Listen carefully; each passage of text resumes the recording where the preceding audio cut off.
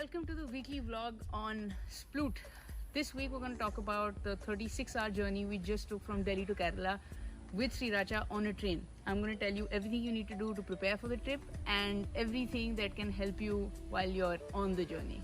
So let's begin. Now the first thing you need to do is get tickets for yourself and for your dog. IRCTC only allows you to travel with a pet if you are on a train that has a first AC coach. That usually is a Rajdhani.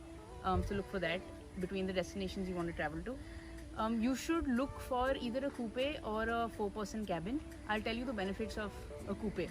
A coupe is essentially a 2-person cabin which gives you privacy, right? So you've got a 2-person cabin, you've got your dog in, and then you're free to do whatever as long as you're inside that cabin. That gives you a lot of flexibility to make sure that your dog is comfortable, that you can interact with your dog anytime at all. If you're in a 4-person cabin, what happens is if you're sharing the cabin with other people, they may not be comfortable with your dog being there as well, which means that you might have to leave your dog in the guard room. If it comes to that, I would definitely recommend you crate train your dog and make sure that they're okay being on their own, because it can be really an experience full of anxiety for your dog to be away from you for that long. So yeah, definitely do that. If you are able to book all 4 seats in a cabin, no other way to do it. Now that was tickets for you. Now when you get to actually get a ticket for your dog, you can't book it online. So what you need to do first is go to your vet and make sure you have a travel certificate for your dog. Essentially, it's a certificate that your vet signs off on saying that this dog has been vaccinated and is healthy to travel. Once you have that certificate, what you need to do is a day before your actual journey, go to the station and meet the station master. You need to show them the travel certificate for your dog and book a dog ticket. Now a dog ticket essentially is, technically speaking, it's a receipt for a parcel that you're kind of taking along with you, and they want you to sign that on so that the station is aware that there is a dog traveling on the train. This will come in handy later on the day of your travel, because when you actually board the train, the TT will come check your tickets and also check the certificate and the ticket that you have for your dog. So make sure that you're planning for this before you go on your travel. When you're packing for this trip, make sure you take care of all these items. Number 1 is food. We felt the best thing for us was to carry kibble and a lot of packaged wet food. If you're giving homemade meals, make sure you're preparing for the meals accordingly and taking an adequate number of meals along with you. Also, don't forget their food and water bowls, of course, because how will you serve it to them? The other thing that you really want to be on top of is everything you need to clean up after them. It can get really messy because 2 days on a train, they're obviously going to want to pee and poop. Make sure you have newspapers so that you can soak up any dirt on the floor, wet wipes so that you can wipe it before housekeeping gets there as well, and if you have a scooper, then nothing like it. Poop bags, of course, are a necessity because you don't want to stink up your own cabin by storing it there. Make sure you carry all of these things because it's only going to make your life easier. Apart from this, what we felt really helped Sriracha along the way and feel comfortable on those 2 days was we took a lot of her toys that she was fond of, right? So chew toys, anything that she kind of likes for comfort, and we also took along a mattress that she usually sleeps in at home. She felt, I think, at home in the cabin because of that mattress. It smelled like her, it reminded her of home, and she was very, very comfortable throughout that journey. So don't forget those. Now when you're on the journey, here are 5 things that you should remember. 1 is set up your space in the way that you would feel comfortable using it for 2 days, right? What we did was we set up Sriracha's mattress in one corner and put her food and water bowls right next to that.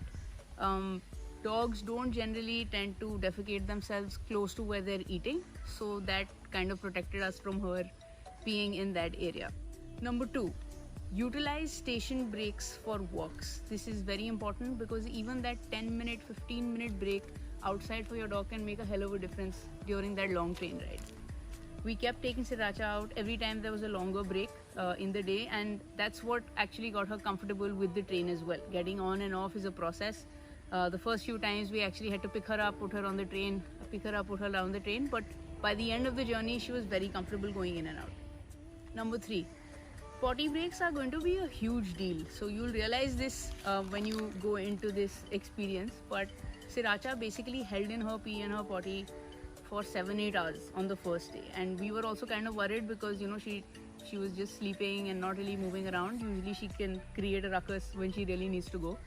And what we realized is that if it's been a while and she hasn't gone, we would just kind of take her on a walk within the train, in the corridor, right outside the cabins and near the washroom area. That kind of helped her get into the headspace, I guess, to also pee.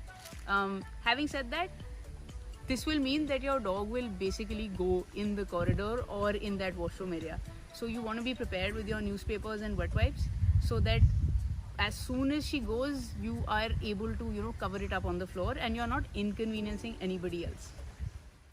Number 4, clean up. You want to be sure that you're cleaning up after your dog, because a lot of people can have issues with that. It's just easier to be extra vigilant about cleaning because it makes sure that you're on good terms with everybody else in the compartment as well. Number 5, be mindful of others. A lot of people are actually really scared of dogs, and they may not understand that your cute little puppy is not going to do anything to them. You also actually don't know what your puppy is going to do in that situation. It is a new environment for them. It's a train. It's literally like a moving metal container, and they're moving with that motion as well. You don't want any weird situation to arise where there's somebody scared, they make a sudden movement and your dog also kind of leaps on them. It's just easier to be mindful of other people's space. We had a couple of incidents where there was somebody coming from the front and we were in that hallway, and they were really scared of our dog. So what we told them was, if they could step a little back, we'll actually go inside the cabin and they can pass freely. They appreciated it. We were completely fine taking 2 minutes extra to go back into the cabin and coming back out, and everybody was just safe and it was happy. Alright, so that's everything you need to know if you want to travel with your dog on a train in a long journey. Ours was 36 hours. The most important thing to remember actually is to have fun. Your dog, remember, can understand what you're feeling and they will pick up on those emotions. So if you're feeling calm and prepared and happy, they will too. Alright, so if you have any more questions, make sure you comment and I'll help you out as best as I can.